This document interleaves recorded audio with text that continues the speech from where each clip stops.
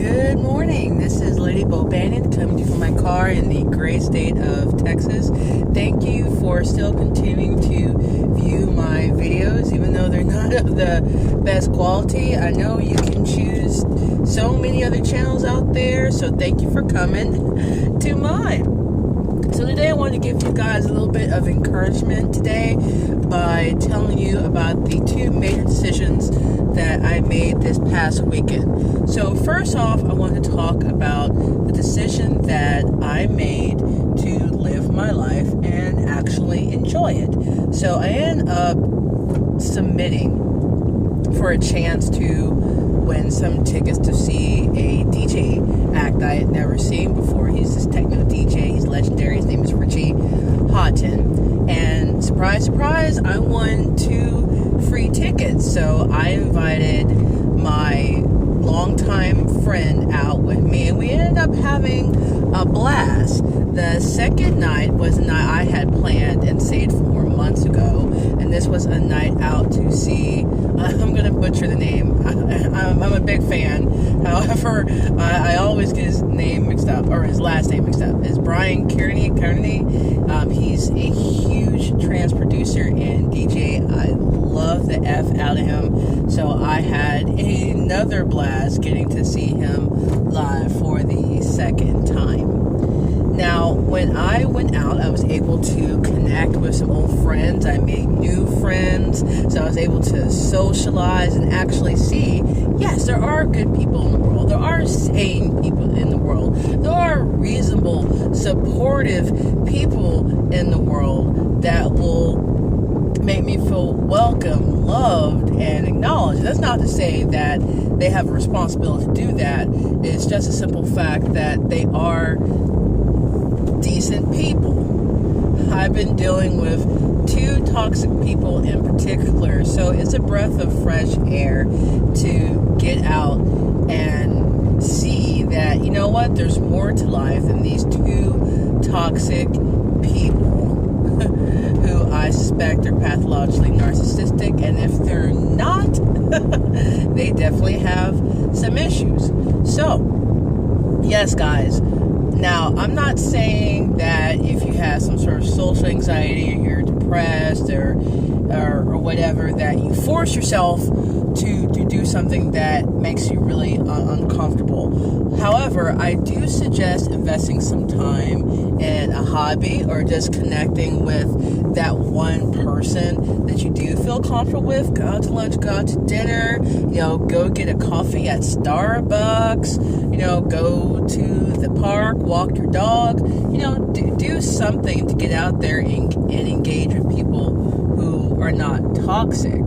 And I actually found that from my experience with these 2 toxic people, that I'm actually able to better identify and handle people with toxic traits. So getting out gives you some practice as well. It allows you to apply the life lessons that you've learned. Now, the second decision that I made was to basically say F the Narc and what he and she wants. So the reason I say that is because at the dance recital that I went to for my oldest daughter, the ex-husband and the new supply, which is his new wife, showed up in support, and everything went fairly fine. There was not a lot of tension between us, and they sat next to me. I said some words to them, not anything negative. I just was superficially cordial, and I just made some small talk and smiled and nodded. There wasn't a scene that was made. It was nice. But in any case, it was revealed to me that the kids were going to be coming over to their place for this past weekend. Now, nothing was ever communicated to me about this. It was placed in the kids' heads that this was going to happen. Now, perhaps it was just a misunderstanding and they confused weekends, although it's pretty simple to track. You can reference a number of things online, and he can reference the actual order But in any case, I had a dilemma.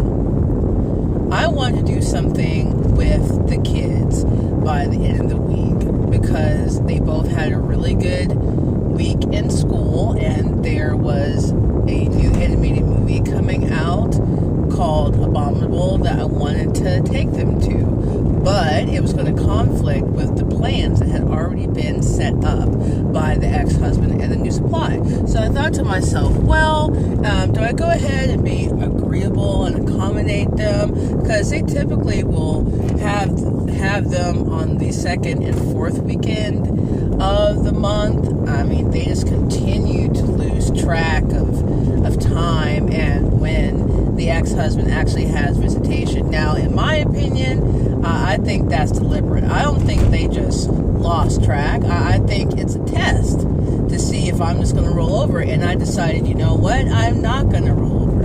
Now, the last time I had to have a discussion about whose weekend it was, there's a lot of back and forth, and it wasn't a very pleasant outcome. So I was prepared for the worst, but when it was explained to the ex-husband that it was my weekend, but that I would still work with him if he wanted to spend time with the kids, he simply said, "Oh, my bad, see you next week." So there wasn't any resistance. He just exited out of the conversation. Thankfully.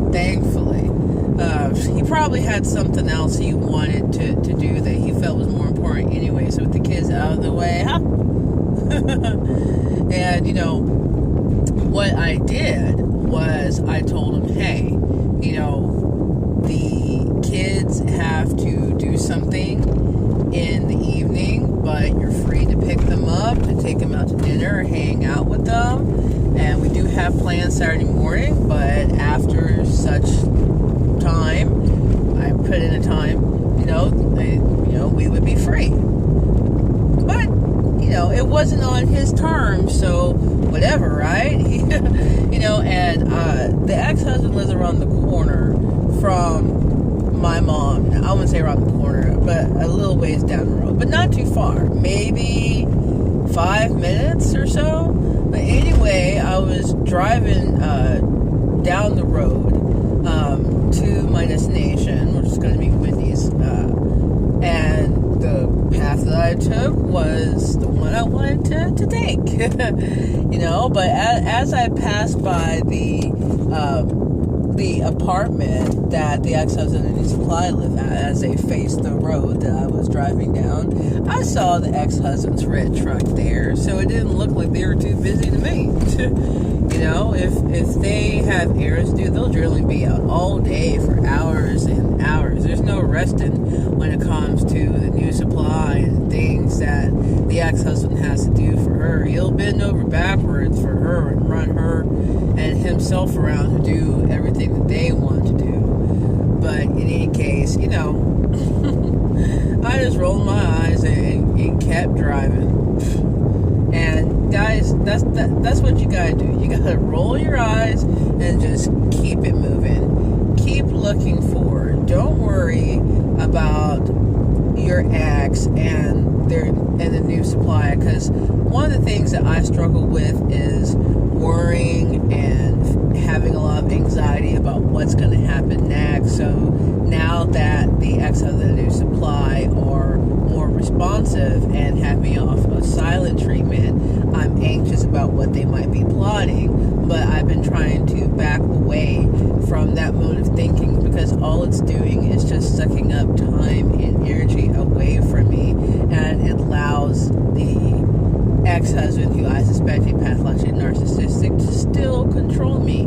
And this past weekend, I decided to do what I wanted to do. I had guys, I'm sorry, I ended up driving past my destination. But actually, you know what? I'll just go to the store here and I'll circle back to the gas station on my way home. But yeah, anyway, I'm tired of accommodating the ex-husband and being afraid to correct him for fear of a big falling out. There's going to be a misunderstanding either way.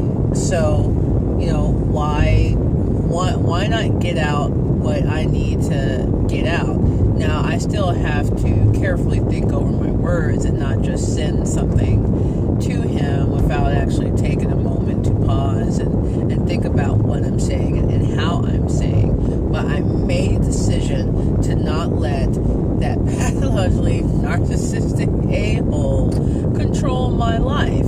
It is his responsibility to keep up with the visitation schedule. It is not mine. I don't want to reach out to him to find out what his plans are. I don't want to reach out to him to clarify anything before he even has a chance to get in touch with me. And I no longer am going to accept any third party trying to make plans with me. That's something that he needs to do. So I feel like the more boundaries I set, the more seriously that he's going to take them. Now, that doesn't mean that he's not going to take offense, and his employer will take offense. They will put me in silent treatment again, but at least they know that I mean business. And guys, it shouldn't be about what these narcs are doing to us. It should be about what we can do to these narcs, and that's wound their ego by living our best lives and living our truth and speaking our truth and investing time away